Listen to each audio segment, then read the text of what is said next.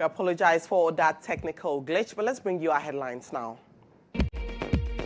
8-year-old girl dies after a ferocious fire destroyed part of the Uthman market in the early hours of Wednesday, November 26.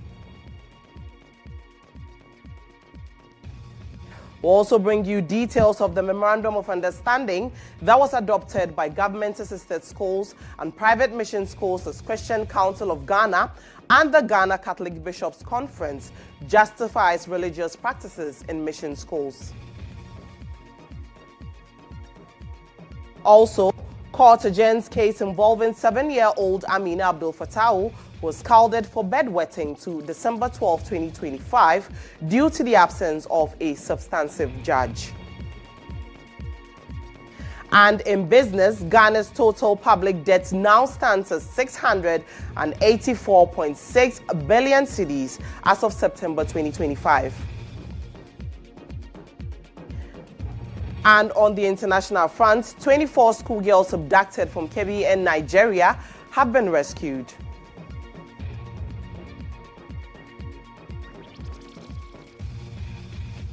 Of details of these and many more, including sports, stay with us. On a rather sad note, as an 8-year-old girl has lost her life after a ferocious fire destroyed parts of the Uthman market in the early hours of today. Investigations are underway to unravel the cause of the fire, but the blaze is said to have ravaged full shops, destroying millions of cedis. Now, the Ghana National Fire Service says the incident around 12 a.m. According to the Ghana National Fire Service, the cause of the fire remains unknown at this stage as investigations are ongoing. An 8-year-old girl who was trapped within the affected section of the market was burnt to death. Her badly charred body was handed over to the police for preservation and further investigation. The fire also resulted in the complete destruction of an unspecified number of wooden structures and shops. However, several adjoining structures and properties were successfully salvaged from total ruin through the timely intervention of the firefighters.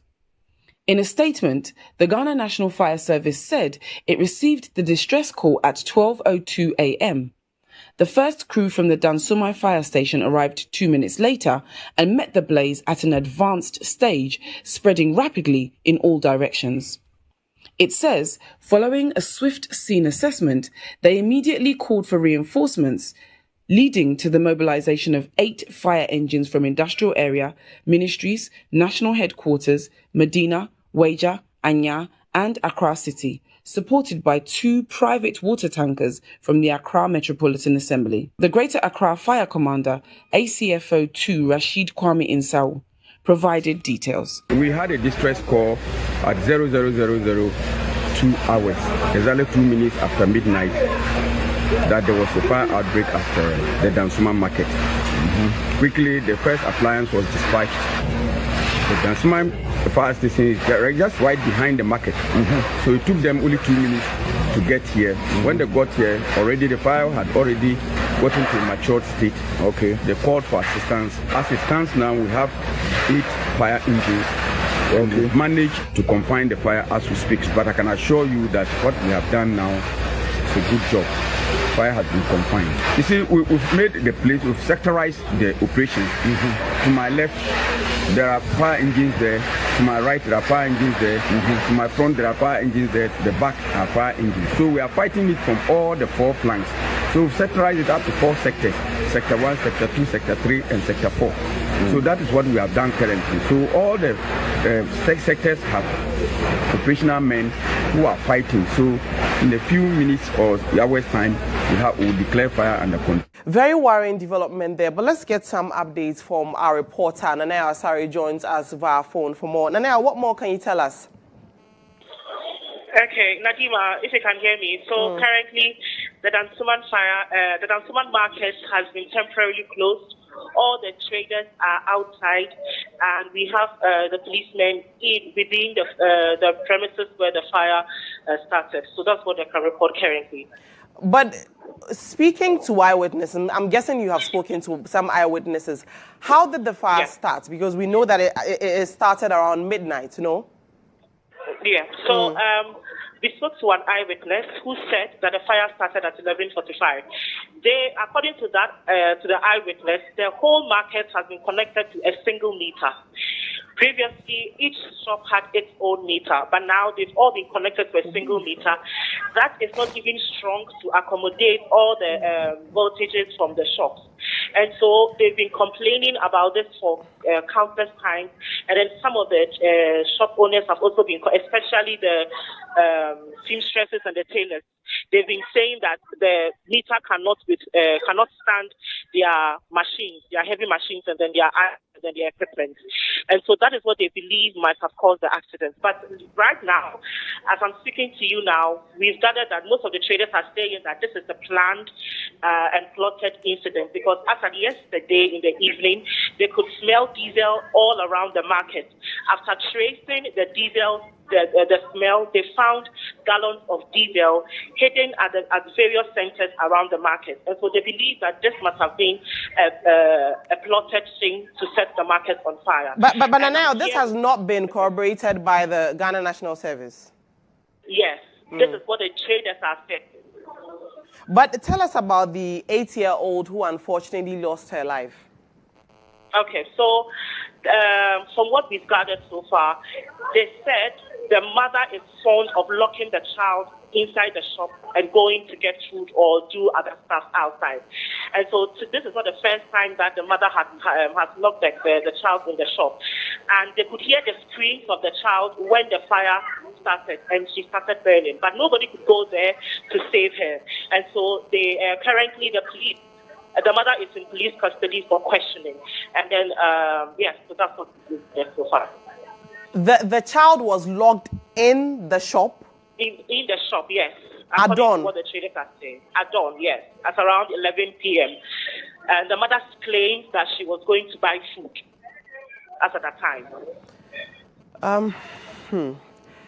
Now, thank you for bringing us those updates. I'm sure we'll engage you in our subsequent bulletin and also get some information from the police when they conclude this investigation. Very sad that the 8-year-old had to lose her life in such a manner. But that was Nana Asari who was bringing us some updates with regard to the fire outbreak that happened at the Dansoman market. Now, the Supreme Court has adjourned to December 17, 2025 to make a ruling on whether a memorandum of understanding signed between the United States of America and Ghana, I beg your pardon, should be made public or not.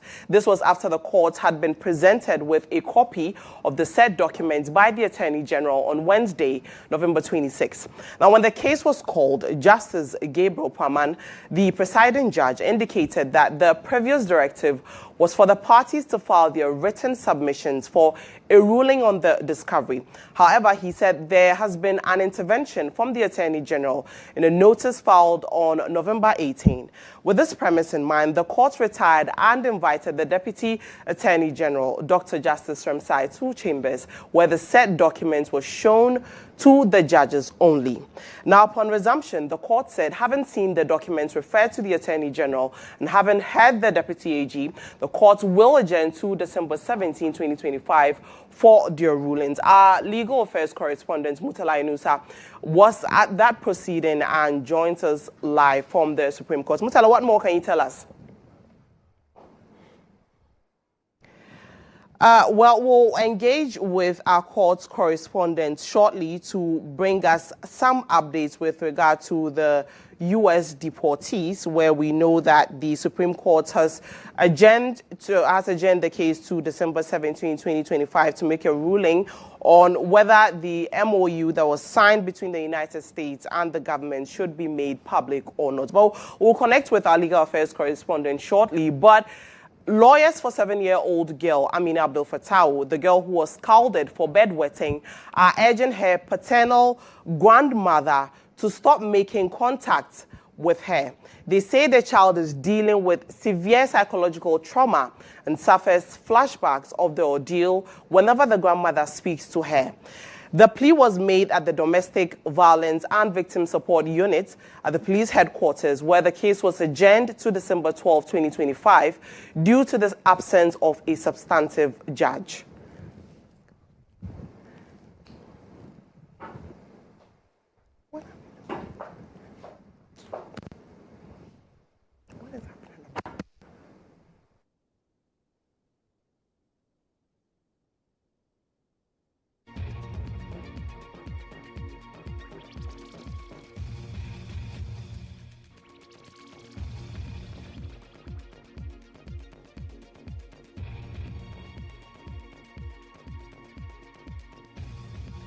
Go back to our earlier story on the U.S. deportees and the MOU that was signed by government and the United States. Mutala Inusa joins us live for more on this. Mutala, what more can you tell us? Well, Nadima, this morning the Supreme Court had the opportunity to have a view of the said document, as the Attorney General has made it willingly to disclose it to the justices, a 5-member panel of the Supreme Court.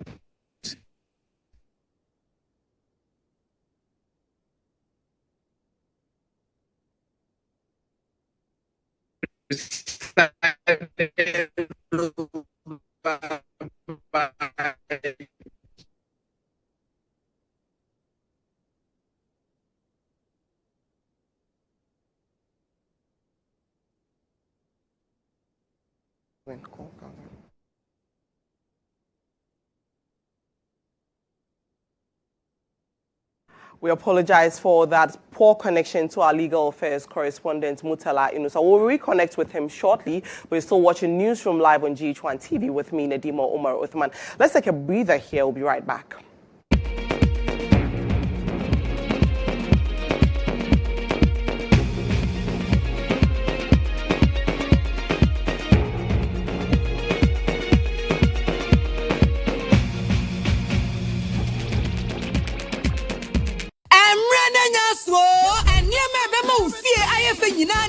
Don't come in. Yeah, titi so. Say who? High Sense Black Friday no. 3 days to pay. Everything 27th November. I copy 29th November. Sa Black Friday.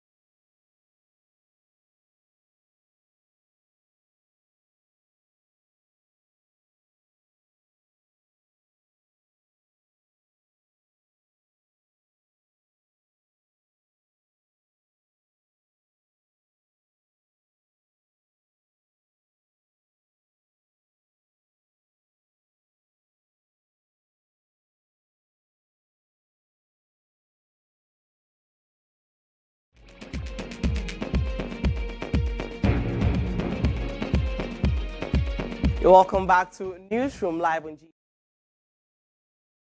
Let's take you back to an earlier story where lawyers for 7-year-old Amina Abdul Fattah, the girl who was scalded for bedwetting, are urging her paternal grandmother to stop making contact with her.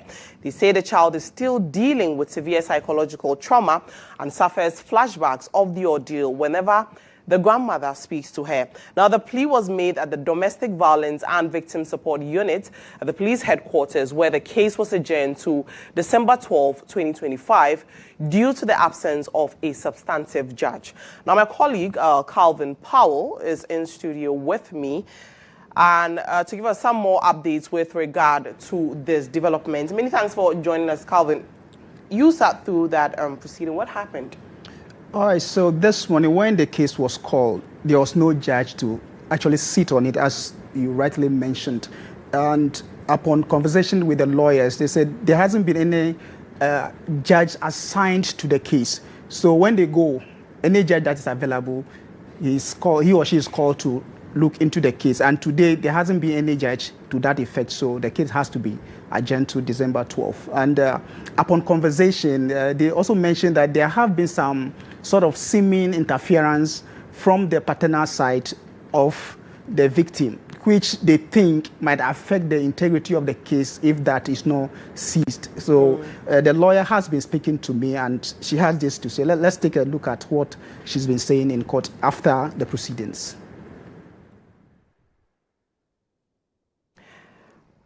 We'll bring that to our viewers shortly, but I know that you spoke to the family of the girl. How's the girl faring? Currently, they say she is recuperating gradually, but according to one uncle who also spoke to me, the recovery is not that fast enough, looking at the severity of the burn. And also, being a child, you know, she's tempted to play. Children will always want to play. So when she's moving about and all that, you realize that the pain would restrain her to actually involve herself in the activity that she would love to do as a child. So these are some of the things. And the uncle also mentioned that there is also a religious interference coming from the Zongo community. People are trying to, let's say, water the case so that it's brought home for them to settle. But he's been saying that despite religious whatever, we have laws that govern this country. So we cannot push the laws aside and via towards religious interference where we want to put a human face to it. We can put a human face to cases, but not all the cases. Yes, not all the cases, considering the severity of the burn. And even as it stands now, it's like the family is sort of divided, maternally and paternally. So the paternal side is trying to, let's come home, let's deal with this issue. But he also mentioned that there are a lot of victims of similar cases in the Zongo community. So if this is not dealt with and justice is served, it will really continue. So they are hoping that justice will be served, so that people out there, some people are really living in fear that when they come out to say anything, they might be victimized. So there are children that are suffering. They've been victimized by adult people in the community, but they always swallow it. So they are hoping that if justice is served and served properly, it will rather encourage people who suffer similar things, or even the perpetrators who are still harboring such tendencies to actually mete out barbaric treatments to children would actually be advised not to indulge in such issues. So this is what they've been saying from both the lawyers and the maternal side of the victim. Calvin, thank you for bringing us those updates. We await December 12th to see what happens next. But the Christian Council of Ghana and the Ghana Catholic Bishops' Conference has justified the religious practices of mission schools in Ghana. In a statement issued on Tuesday, November 25, 2025, the Christian Council and the Catholic bishops maintain that it is essential for mission schools to practice their belief and faith. They noted that it is voluntary for anyone to attend a Christian mission school. Hence, it is unreasonable for anyone to demand that and I quote, "We change our core character and accommodate their religious preferences." The statement stressed that their position not to allow other religious practices in mission schools is not rooted in hostility towards other faiths, but a desire to preserve the integrity of institutions which have existed for over a century. They emphasized that parents prior to choosing these mission schools are aware that these schools operate within a Christian environment and uphold Christian values. According to the statement, Christian mission schools were founded by various churches long before the establishment of the Ghanaian state, and their identity cannot be redefined simply because government now supports them. Now, the Christian Council and the Catholic Bishops' Conference insisted that maintaining the Christian character of mission schools is lawful, historically justified, and necessary for preserving the educational philosophy.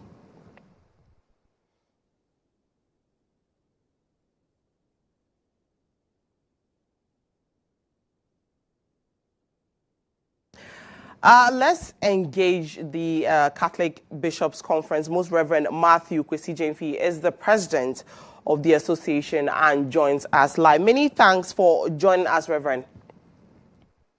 Thank you very much. Now, in your statement, I'm going to quote you. You referenced the MOU that was adopted by the mission schools, and then you said that any attempt to override our religious identity risk damaging this long-standing relationship and discouraging future partnerships that benefit the nation.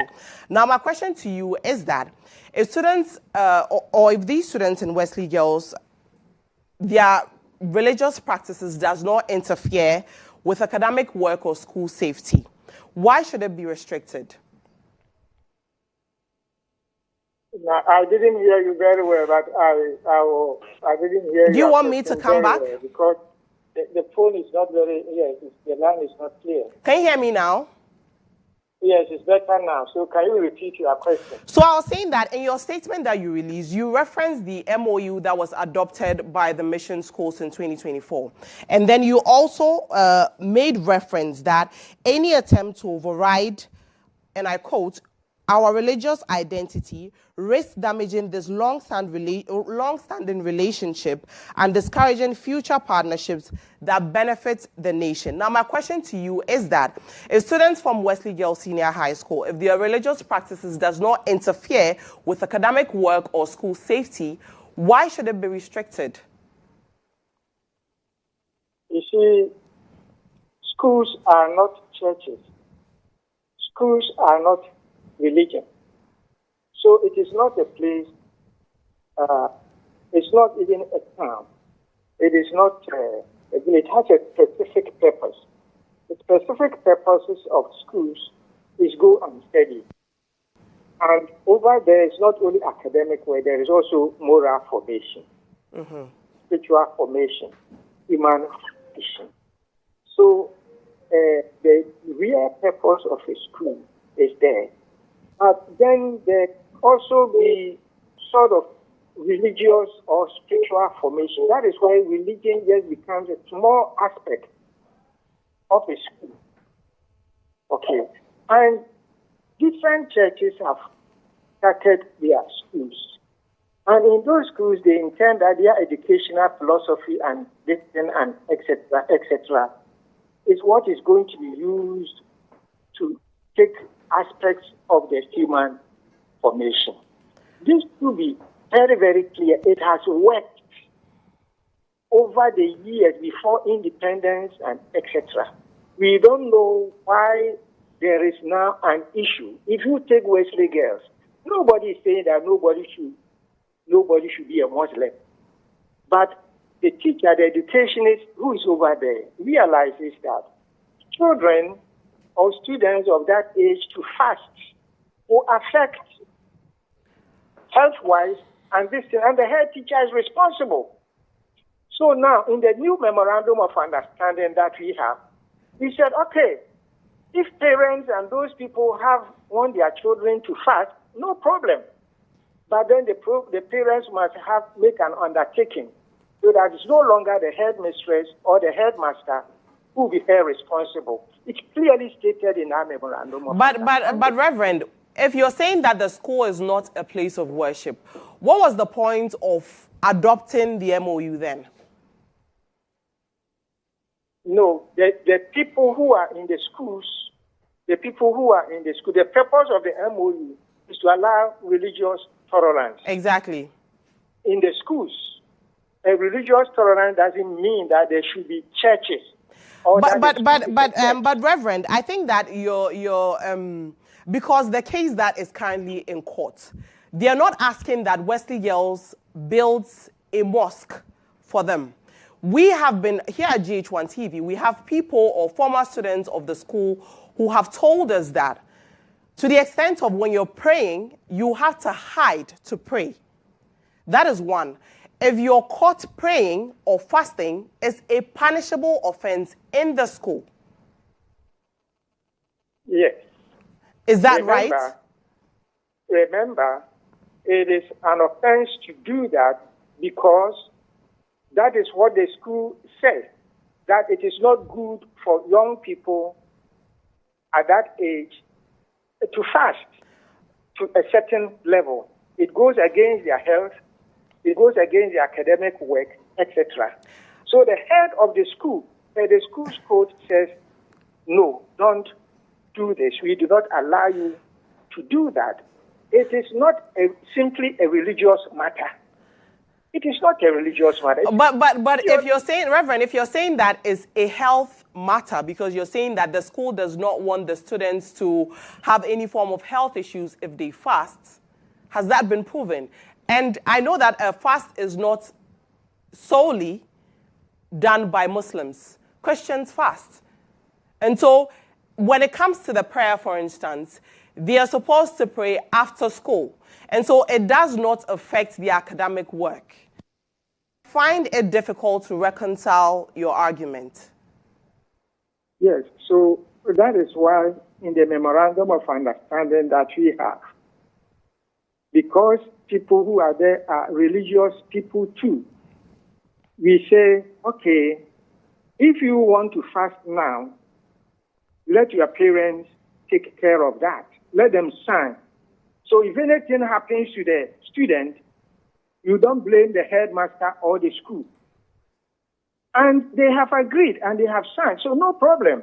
If you want your children, but the headmistress will not take the lead to say, I'll allow you to fast. But if your parents say, or your caretakers say you should fast, and you should then, if anything happens, they are in charge. They are responsible. It is in the memorandum of understanding. But for the school's code, you should not fast. But you say you want to fast. Then they say, okay, let your parents write an undertaking. Once they do that, you can fast. But Reverend, what would you say to those who believe that the statement that you released is sort of fanning religious intolerance? No, you see, what we did is not fanning religious intolerance. In fact, we are doing religious tolerance. If you read the document very, very carefully. Now, why is this issue coming up? Hello? I'm listening, because you're saying that it's not fanning religious intolerance. You're saying that any attempt to override the school's religious identity risks damaging the long-standing relationship and discouraging future partnerships that benefit the nation. And you're saying that your stance is rooted in the very heart of the school's missionary purpose.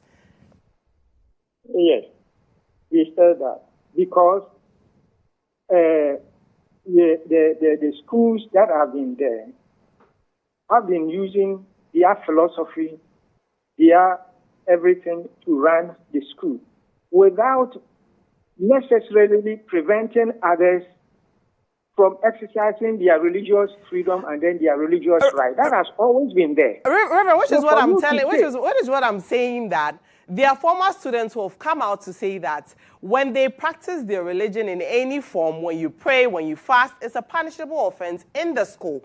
And you're saying that the school should be allowed to maintain their values or ethos as a mission school. But then they receive funding from government, taxpayers' money. Now, I don't think I get your argument, and I don't know if you have read our document or the statement in between the lines. I have. There are reasons for everything. Nobody is saying that nobody should practice or live his religion, but we cannot. Even the schools that started those religions, you don't practice the whole gamut of the religious practices of, say, a Catholic church, even in a Catholic school. You don't do that. And if that is what we have used to form the school, you cannot also say that you also introduce the whole system of doing this thing in that school. Then how do you run the school? Reverend, I also do not know if you have also run a school before and you know what happens in school management and administration and discipline. Nobody is saying that you won't allow. People will be permitted. And at least I take you, go and read a memorandum of understanding. I have actually. I have skimmed. I have gone through that MOU very carefully. You have gone through that. Do you see, for example, do you see that all the religious heads have signed, including the chief imam? I saw that. Including the Ahmadiyya, AME Zion, Anglican Church. And we have agreed that this is the way that we are going to run our schools, the mission schools. What is the palaver again? How should somebody go back on something that we ourselves, we the religious leaders, have agreed to do? Reverend, unfortunately, it's not good. What do they want us to do? Unfortunately, I have to end the conversation. I have to end the conversation here with you. I'm really hoping that we come back to this conversation in our subsequent bulletin. But I'm grateful for your time here on Newsroom. Most Reverend Matthew Kwesi Jamefi is the president of the Catholic Bishops Conference, who was just sharing his thoughts on the press release that they released earlier. But I have in studio Gapson Kofi Ralph, who is the General Secretary of the National Council of Parent Teachers Association. Many thanks for joining us. You had the conversation from the Catholic Bishops Conference. What is your initial take on that? Great having you on your show, and I think that we need to commend you for at least making sure that you insist that as a country we all work within a particular framework that guides all of us, our conduct within the public space. The National Council of Parent Association, we condemn all forms of religious discrimination in public schools and call for constitutionally inclusive educational environment. That is just the core of our press release. And it's premised on the fact that Ghana, we have grown as a country. We've evolved as a nation. Sometimes, yes, I understand, I appreciate faith-based organizations, whether they are Muslims, whether they are Christians, whether they are traditionalists, whether their schools are established by communities. We understand the circumstances under which the schools were established. And as far as the schools are transitioning from private organizations into public entities, definitely a lot of things will change around the school system. And for that matter, those days that the bishop was talking about, the established schools when even the Republic of Ghana had not been created, which is true. But now as we speak, the only law that binds all of us as a country is the Constitution of the Republic of Ghana, the 1992 Constitution. And if you read the first aspect of the preamble, Article 1(2), it says that this Constitution shall be the supreme law of Ghana. And any other law that is inconsistent with any provisions of this Constitution, to the extent of the inconsistency, is declared what? Void. So if you even have a policy or you have an MOU that you sign with people, and you all agree to do something. And after 3-4 years, people have gone back to that MOU to raise questions about the legitimacy of it vis-a-vis provisions in the Constitution. I think that it is fair that we all admit that what is in the Constitution will definitely prevail. And as far as the matter is in court, I at least expect those who are the architects of that particular discussions, and they are subject of court matters and they are in the court space, to be probably discussing these things to the level that they are discussing. But you see, the point is that we as a national council, our interest is that, look, the welfare of children in schools are paramount to us. We are not supposed to do anything or allow any room to fester, whereby one child is being discriminated against another in the school environment. So our policy and our position is that discussion that is ongoing, we seriously don't support that thing, and we think that it is not in good books for us to discuss that particular issue now, because the schools that are founded are largely founded by the state. And if I say the state, it translates beyond government. The government has this rule, maybe about 50-60%. That's why the schools are called government assisted. Then you have the PTAs, you have the old student association, you have maybe faith-based organizations. Everybody who contributes into the pool, at the end of the day, the focus is that we want to make sure that our children get the best of educational quality and best of educational intervention. But the Reverend, Most Reverend, does not agree with you. He believes that there's nothing discriminatory about what is happening in Wesley Girls. There's a lot discriminatory about it. There's a lot. And you see, me, I'm a Christian. I'm a product of a mission school. I attended Boko Presby. I went to Boko Secondary School. I went to St. John Bosco's College in Avrongo. So I've transitioned between all the two. But the truth of the matter is that as far as the Constitution is concerned, you see, we cannot live in a country where schools which are largely founded and patronized by government and parents. We cannot sit there and allow privilege one religion over others. We cannot privilege one religion over others. Because when we do that, it's discriminatory. And the Constitution of Ghana, Article 12, Article 17, Article 21C, all speaks to these provisions and says that as far as these things happen, it becomes clearly religious discriminatory. And for that matter, we are speaking to the issues not because we are dealing with Wesley Girls or we are dealing with Tema Senior High School. We are dealing with all public schools in Ghana. But what was the role of parents in all of this? Oh, we have a major role to play.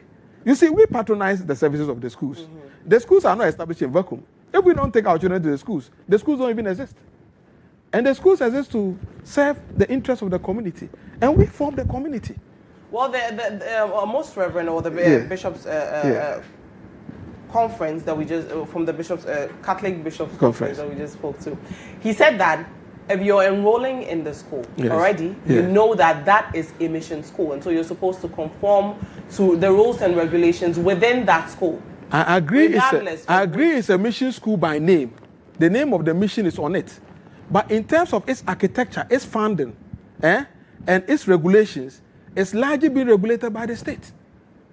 That's why the schools are being run based on not the laws or the policies of the mission school. Virtually, the mission school strength in the school has gone nosedive. That's a reality on the ground. Those days that the schools were purely mission schools, they don't pay monies. If they were paying any money, they don't pay the money into the school. They pay to the mission.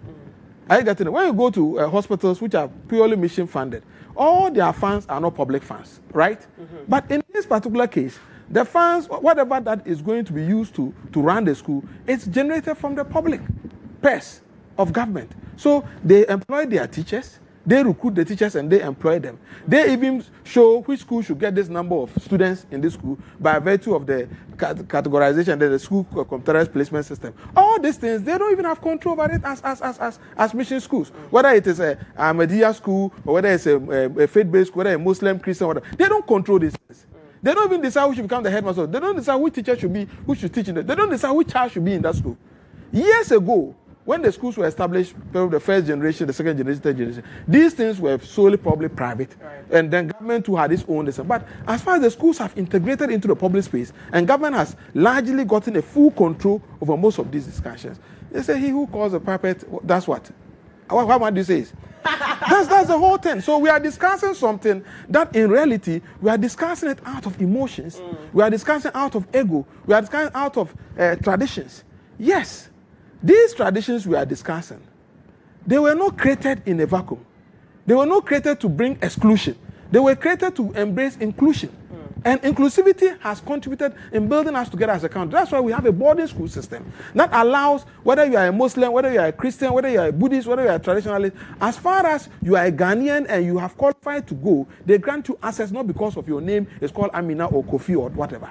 It's because you have what it takes to be there. And then when they put you there, you give out your best. So these are the issues that we are discussing. So we are saying that based on the issues on the ground, we are recommending, we are calling to action that government should review school policies. Government should also train school administrators, teachers, and key stakeholders to be able to embrace the times that we find ourselves in terms of inclusion, discipline, and tolerance. Students' engagement is very, very important. Community engagement. And then the last one we are discussing is what? Enforcement and compliance. These are the realities of the time that we need to admit.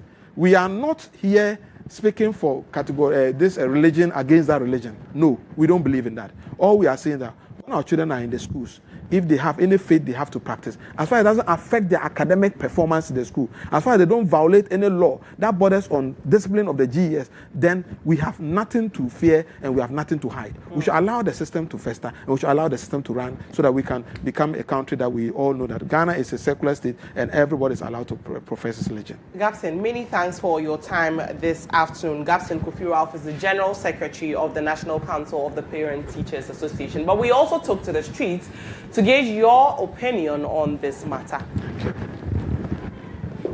High school.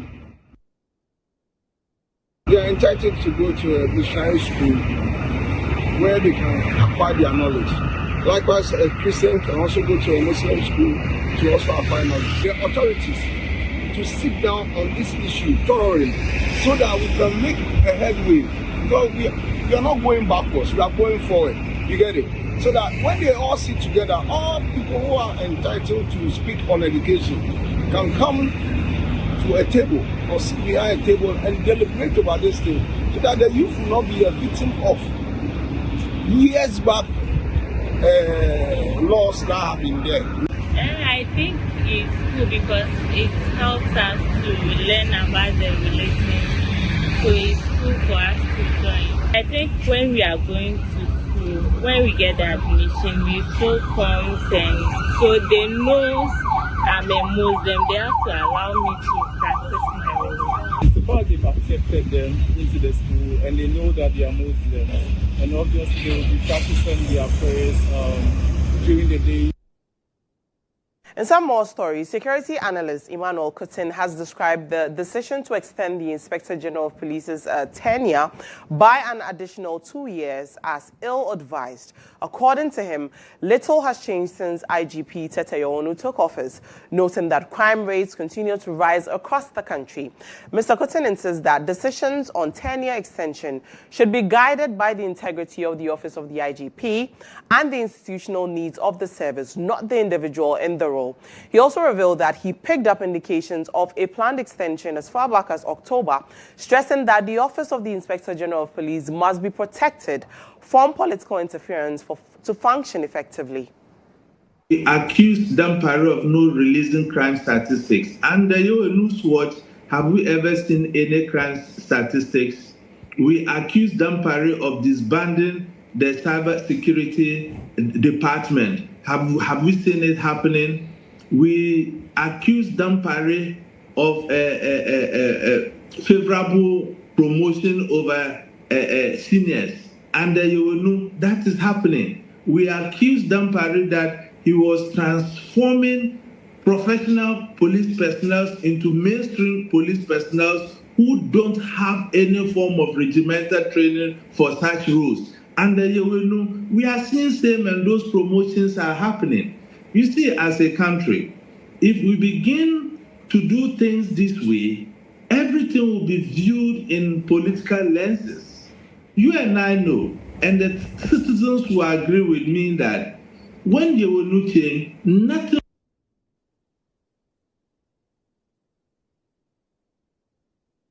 There's some tangible things happening that he needed time to finish those things. That would have been perfect.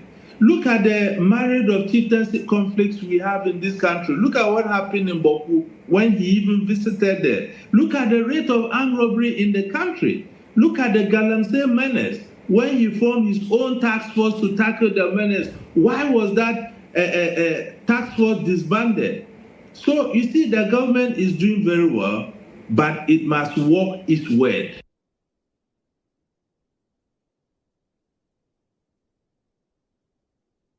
Let's have a conversation on this with Dr. Jonathan Asante, who is a political analyst and the executive director of the African Institute of Strategic Studies. Many thanks for joining us. From a governance perspective, what does the government's decision to extend the IGP's tenure say about succession in public institutions? Well, let me say good afternoon to your viewers. If you look at it from plain language, obviously it is going to obstruct, that kind of easy, sequential order, as you rightly put it.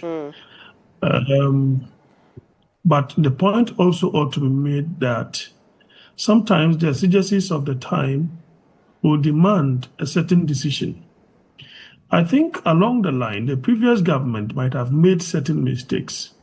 We seem to have overlooked the idea of seniority within, state institutions.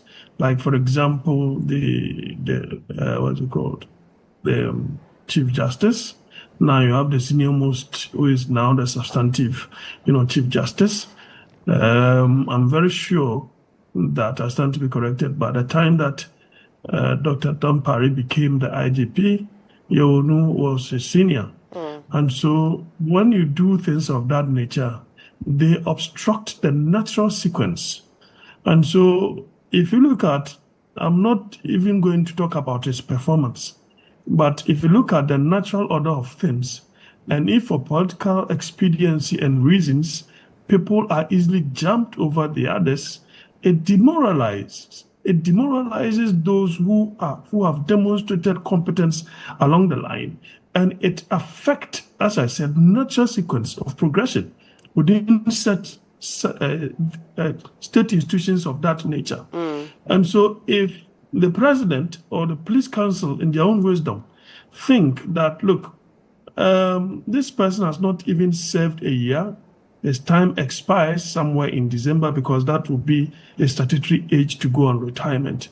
So probably this was a testing time for him, for the powers that be to decide as to whether to extend. And they believe that it is a prudent decision to take. As I said earlier on, obviously it is going to affect those, for example, who are 58 and they may have to be going on retirement by 60 in the next 2 years. Obviously, they will be affected. So Dr. Asante, so you believe that this is the right call? Pardon me? You believe that this is the right call? Well, in the wisdom of the powers that be, I think that if it is not broken, you don't need to fix it. I mean, this man has a very compelling record, police record, very untainted, to be frank with you. And I think that this is more or less like a reward for his hard work, for ensuring that there is that kind of professionalism. I mean, look at some of the by-elections that we've organized, right, in this country. And under him, apart from those little skirmishes that we saw in Ablekuma North, that was even just one polling station. We saw the Akutia one. I mean, it was seamlessly done. So this might be a reward. And also, as I said earlier on, when you overlook seniority and only look at some other considerations without considering competence as well, I think it demoralizes. And I think it is worth the try. And I believe, although he's 60 years, I think that he deserves this particular position as well. The extension, for me, is not much of a problem. Right. Grateful for your thoughts. That there is Dr. Jonathan Asante Otri, who is a governance analyst. But let's do business now. It's brought to you by CompuGhana, passion for technology.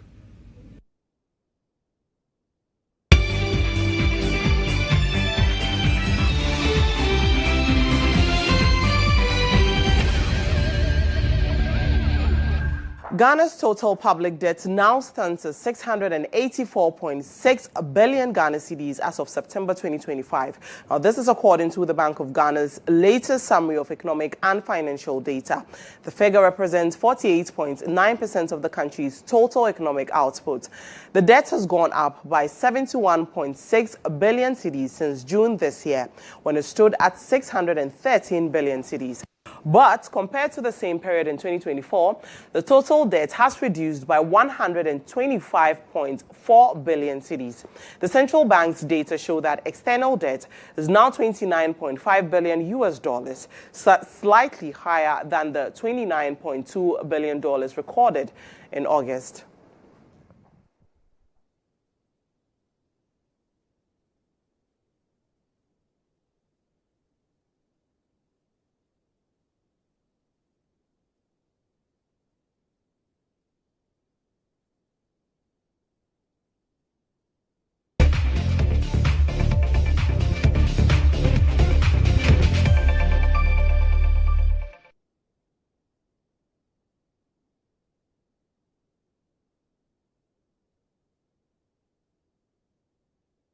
Well, welcome to Sports Coach Ernest Asante, a.k.a. Amando, newly crowned champions of the Super Volleyball Championship. The Ghana Army team has revealed the key objectives that fueled their drive to lift the title. Now, the Ghana Army team defeated the Ghana Police in the final to lift this year's trophy last Sunday.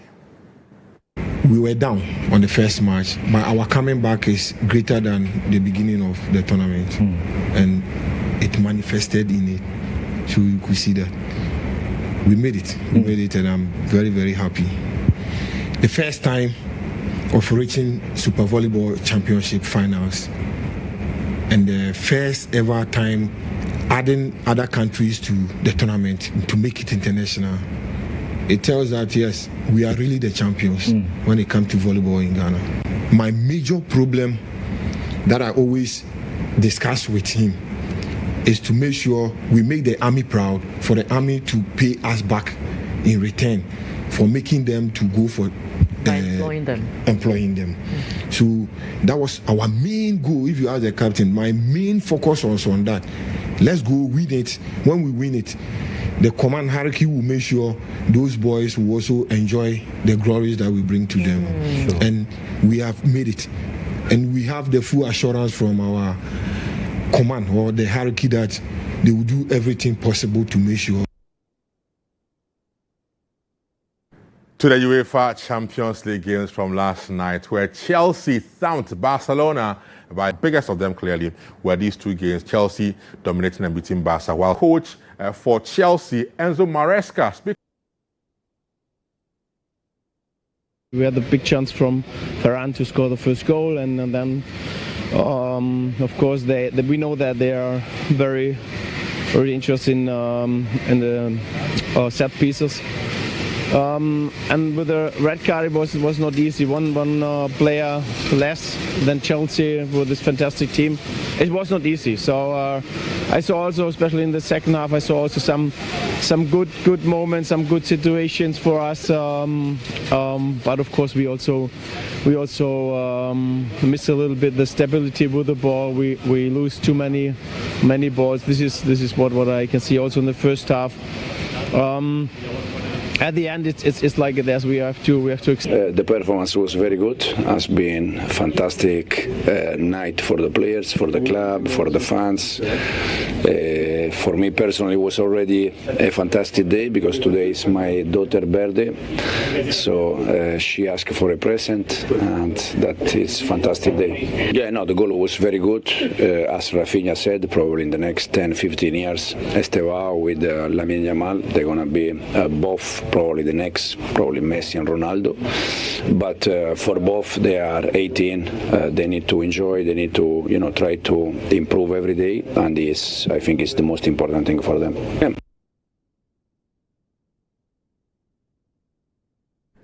There'll be a lot more games on tonight in the Champions League. Bayern take on Arsenal. That's it for Sports Action Nadima for the rest of the bulletin. Thank you, Benjamin Yamo. Let's do international now.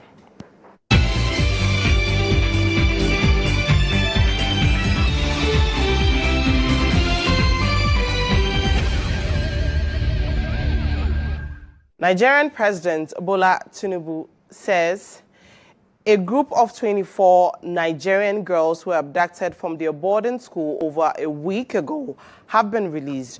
Armed assailants stormed the school in Nigeria's Kebbi State on November 7th.